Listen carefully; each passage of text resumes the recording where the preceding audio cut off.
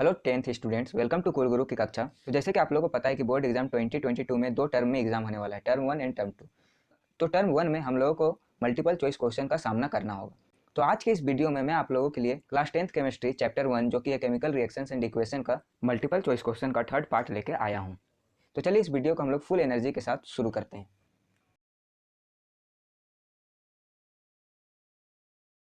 Question number 21 है, magnesium ribbon is burn with which colour of flame. Option A है yellow flame, option B है green flame, option C है dazzling white flame and option D है black flame. तो इसका correct option है option C, dazzling white flame. Question number 22 है, hydrogen peroxide kept in coloured बोतल to prevent it from.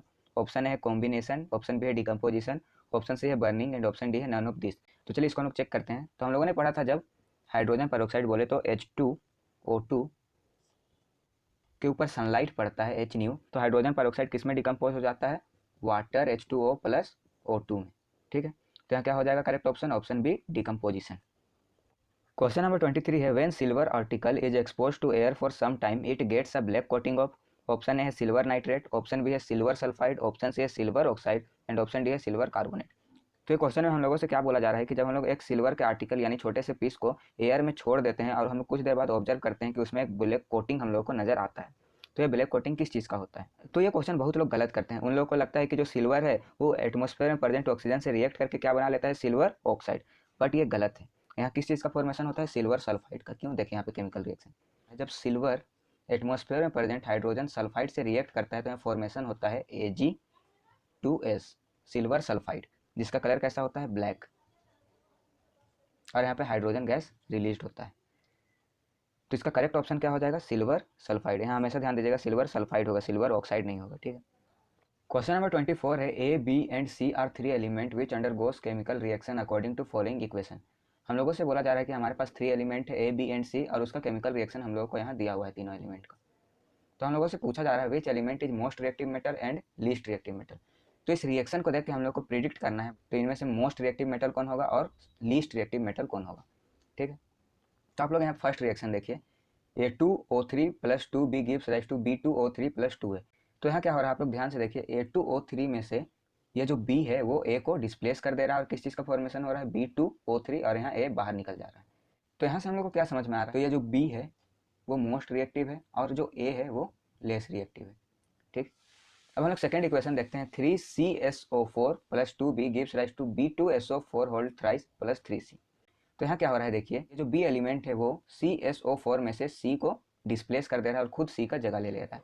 मतलब यहाँ से हम लोग को क्या पता चल रहा है कि ये जो बी एलिमेंट है वो मोस्ट रिएक्टिव एलिमेंट है और जो सी एलिमेंट है वो इस रिएक्शन में लीस्ट रिएक्टिव है। ठीक, अब हम लोग थर्ड रिएक्शन देखते हैं। तो इस रिएक्शन में देखिए जो एलिमेंट ए है वो CO में से सी को डिस्प्लेस कर दे रहा है। मतलब यहाँ मोस्ट रिएक्टिव एलिमेंट कौन सा हो जाएगा, मोस्ट रिएक्टिव एलिमेंट हो जाएगा ए, और लीस्ट रिएक्टिव एलिमेंट कौन सा हो जाएगा इस रिएक्शन में, सी। तो यहाँ पे देखिए ये जो B है वो A और C दोनों को डिस्प्लेस कर चुका है। देखिए यहाँ पे B जो है वो A को भी डिस्प्लेस कर दिया है और सेकेंड रिएक्शन में B जो है वो C को भी डिस्प्लेस कर दिया है। इसका मतलब हम लोग को क्या पता चलता है कि मोस्ट रिएक्टिव एलिमेंट कौन सा होगा, B होगा। तो मोस्ट रिएक्टिव होना चाहिए हम लोग का B। और यहाँ लीस्ट रिएक्टिव एलिमेंट कौन सा होगा, चलिए हम फाइंड आउट करते हैं। तो यहाँ आप लोग देखिए रिएक्शन 2 और 3 में ये जो एलिमेंट C है वो B और A दोनों से डिस्प्लेस हो गया है। इसका मतलब क्या है कि जो लीस्ट रिएक्टिव एलिमेंट है वो क्या है, C है। कैसे मैं ऐसा बोल सकता हूँ, हमारे पास कितने एलिमेंट थे, 3 आइटम थे, A B C। अब ये जो C एलिमेंट है वो यहाँ पे थर्ड इक्वेशन में देखिए A से डिस्प्लेस हो गया है, इक्वेशन थर्ड से, और यहाँ पे सेकंड इक्वेशन में देखिए जो C एलिमेंट है वो B से डिस्प्लेस हो गया है। मतलब एलिमेंट A और एलिमेंट B एलिमेंट C से ज़्यादा रिएक्टिव है। तो सबसे कम रिएक्टिव कौन सा होगा, एलिमेंट C। तो इसका करेक्ट ऑप्शन कौन सा हो जाएगा, इसका करेक्ट ऑप्शन हो जाएगा option C, most reactive element कौन सा हो जाएगा, B, और लीस्ट रिएक्टिव एलिमेंट C। ठीक है, 25th क्वेश्चन है, which of the following gases can be used for the storage of fresh sample of oil and fat for long time. तो हम लोगों से क्वेश्चन में बोला जा रहा है कि हम लोग कौन से गैसेस को यूज़ करते हैं fresh sample of oil and fat के स्टोरेज के लिए। तो ऑप्शन है carbon dioxide and oxygen, option B है nitrogen and oxygen, option C है carbon dioxide and helium and option D है हीलियम एंड नाइट्रोजन। तो इसका करेक्ट ऑप्शन हो जाएगा option D, helium and nitrogen. Question number 26 है, which among the following statement या statements is are true. मतलब यहाँ एक से ज़्यादा स्टेटमेंट भी करेक्ट हो सकते हैं। तो क्वेश्चन क्या है, exposure of silver chloride to sunlight for a long duration turn grey due to. Option है formation of silver by decomposition of silver chloride, option B है sublimation of silver chloride, option C है decomposition of chlorine gas from silver chloride, and fourth option है oxidation of silver chloride. तो हम लोगों ने chapter में पढ़ा था, जब हम लोग सिल्वर क्लोराइड AgCl को सनलाइट में एक्सपोज करते हैं तो सिल्वर क्लोराइड डिकम्पोज हो जाता है सिल्वर प्लस क्लोरीन में, और ये जो सिल्वर होता है उसका कलर क्या होता है, इसका कलर होता है ग्रे। तो हम लोगों का कौन सा ऑप्शन करेक्ट हो जाएगा? तो देखिए ऑप्शन है formation of silver by decomposition of silver chloride. यहाँ क्या बोल रहा है, सिल्वर का फॉर्मेशन होगा bye decomposition of silver chloride, तो ऑप्शन ए तो हमारा करेक्ट है। सेकंड ऑप्शन है सब्लिमेशन ऑफ सिल्वर क्लोराइड, नहीं ये तो गलत है।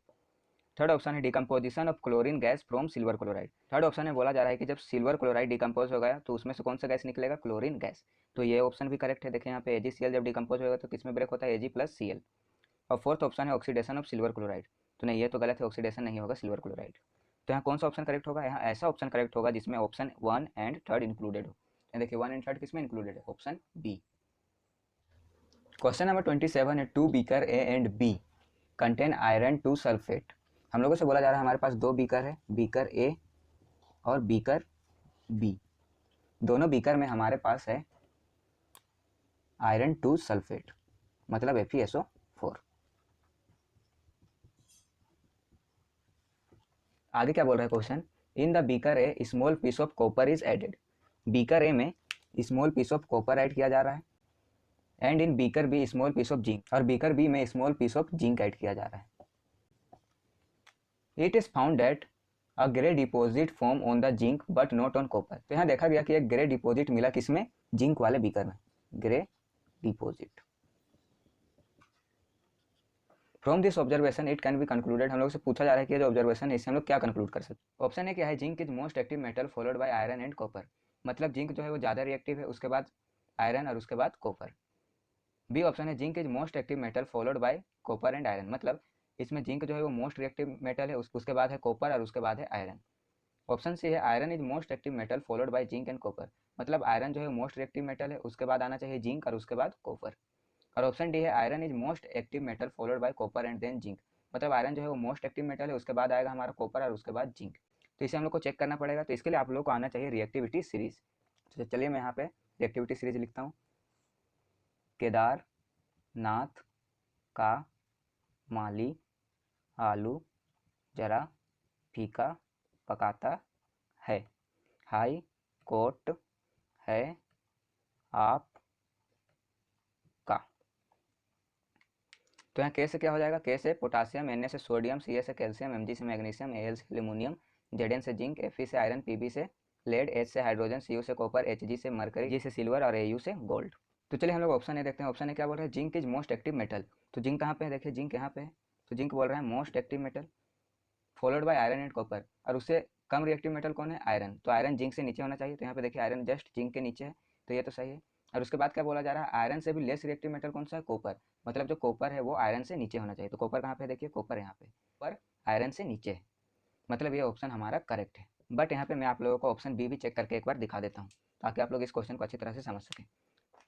तो ऑप्शन बी में क्या है, zinc is most active metal followed by copper and iron. तो जिंक क्या बोल रहा है, मोस्ट एक्टिव मेटल है, उससे कम एक्टिव मेटल कौन सा है, कॉपर, तो कॉपर जिंक के नीचे होना चाहिए, देखिए यहाँ पे है कॉपर, तो ये तो ठीक है यहाँ तक। फिर यहाँ क्या बोल रहा है, कॉपर से भी लेस रिएक्टिव एलिमेंट कौन सा होना चाहिए, आयरन, तो आयरन जो है वो कॉपर के नीचे होना चाहिए यहाँ कहीं, बट देखिए आयरन जो है वो कॉपर के ऊपर प्रेजेंट है यहाँ पे, इसलिए ये ऑप्शन हमारा गलत हो जाएगा। ठीक है, आई होप आप लोगों को ये समझ में आ गया होगा कि इस तरह के क्वेश्चन को किस तरह से टैकल करना है। तो यही क्वेश्चन आप लोगों से दूसरा तरह से भी पूछा जा सकता था कि बीकर बी में ही हम लोगों को सिर्फ क्यों ग्रे डिपॉजिट देखने को मिला। तो चलिए सबसे पहले हम लोग बीकर ए का केस डिस्कस करते हैं। तो जब FeSO4 सॉल्यूशन में कॉपर ऐड किया जाएगा तो यहाँ क्या होगा देखते हैं हम लोग। तो सबसे पहले तो मुझे ये बताइए कि यहाँ मोस्ट रिएक्टिव एटम कौन सा है, कॉपर या Fe। तो यहाँ पे देखिए कॉपर यहाँ पे प्रेजेंट है और Fe यहाँ पे प्रेजेंट है, तो रिएक्टिविटी सीरीज में जो एलिमेंट ऊपर प्रेजेंट होते हैं वो मोस्ट रिएक्टिव होता है, और जो नीचे प्रेजेंट होता है वो लेस रिएक्टिव होता है। तो यहाँ मोस्ट रिएक्टिव एलिमेंट कौन सा हो जाएगा, Fe, और कॉपर हो जाएगा लेस रिएक्टिव एलिमेंट। तो क्या कॉपर FeSO4 सॉल्यूशन में से Fe को डिस्प्लेस कर पाएगा?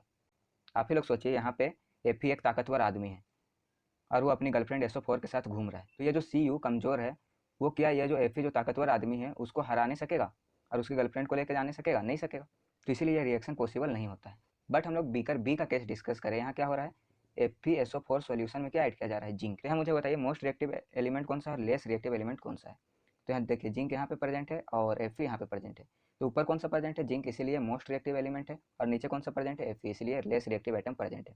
तो यहाँ क्या होगा, Zn अभी क्या है, ये सिंगल है और ये कैसा है, ताकतवर आदमी, और यहाँ Fe कैसा है, अभी ये कम ताकतवर आदमी है, और वो कम ताकतवर आदमी गर्लफ्रेंड के साथ घूम रहा है। तो जिंक क्या करेगा, Fe को धमकाएगा, मारेगा और SO4 को लेके चल जाएगा, मतलब इसकी गर्लफ्रेंड को लेके चल जाएगा। तो यहाँ रिएक्शन क्या बन जाएगा, ZnSO4 और यहाँ पे Fe अकेला हो जाएगा।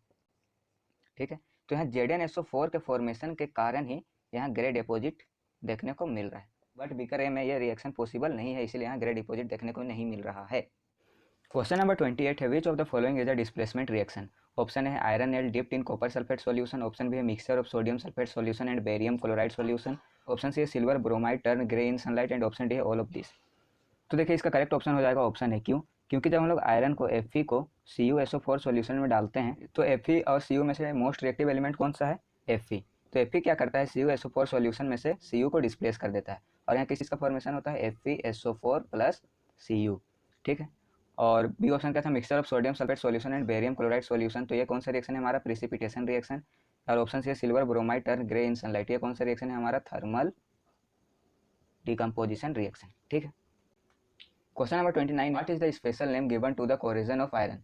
ऑप्शन है ऑक्सीडेशन, ऑप्शन बी है रस्टिंग, ऑप्शन सी है रेंसिडिटी, एंड ऑप्शन डी है नन। तो इसका करेक्ट ऑप्शन है ऑप्शन बी, रस्टिंग।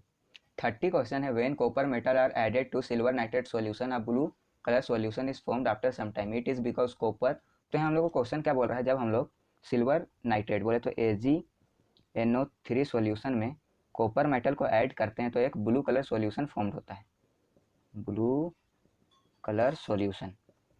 तो ऐसा क्यों होता है, तो ऑप्शन में हम लोग को क्या दिया हुआ है, because copper displace silver from the solution. Option B है copper form a blue coloured complex with AgNO3। Option C है copper is displaced by silver, and option D है नन। तो यहाँ देखिए जब AgNO3 सॉल्यूशन में हम लोग कॉपर को ऐड करते हैं तो यहाँ मोस्ट रिएक्टिव एलिमेंट कौन सा है, कॉपर है। तो कॉपर क्या करता है, AgNO3 सॉल्यूशन में से Ag को डिस्प्लेस कर देता है, और यहाँ कौन सा रिएक्शन होता है, CuNO3 प्लस Ag। तो यहाँ कौन सा ऑप्शन करेक्ट हो जाएगा, यहाँ करेक्ट ऑप्शन हो जाएगा ऑप्शन है, क्यों, तो यहाँ देखिए ये जो कॉपर है वो AgNO3 सॉल्यूशन में से Ag को डिस्प्लेस कर दे रहा है। आई होप आप लोगों को केमिकल रिएक्शन एंड इक्वेशन पर बेस्ड MCQ समझ में आ गया होगा। अगर आप लोगों के लिए ये वीडियो हेल्पफुल होगा और आप लोगों को ये वीडियो अगर समझ में आया होगा तो इस वीडियो को लाइक करिएगा, अपने ज़्यादा से ज़्यादा दोस्तों के पास इसे शेयर करिएगा, और अगर आप लोग चैनल पर न्यू हैं तो चैनल को सब्सक्राइब करना बिल्कुल भी नहीं भूलिएगा। और अगर आप लोग और भी चैप्टर के MCQ, डायग्राम बेस्ड क्वेश्चन और assertion reason based question, case study based question चाहते हैं तो वो वीडियो आप लोगों को इसी चैनल के प्लेलिस्ट सेक्शन में मिल जाएगा, और वो प्लेलिस्ट का नाम क्या है, बाबा जी की बूटी सीरीज। ठीक है, सो थैंक्स फॉर वॉचिंग, मिलेंगे आप लोगों से नेक्स्ट पार्ट में। तब तक के लिए पढ़ाई करते रहे और अपने लाइफ को बिना किसी स्ट्रेस के एंजॉय करते रहे। Thank you.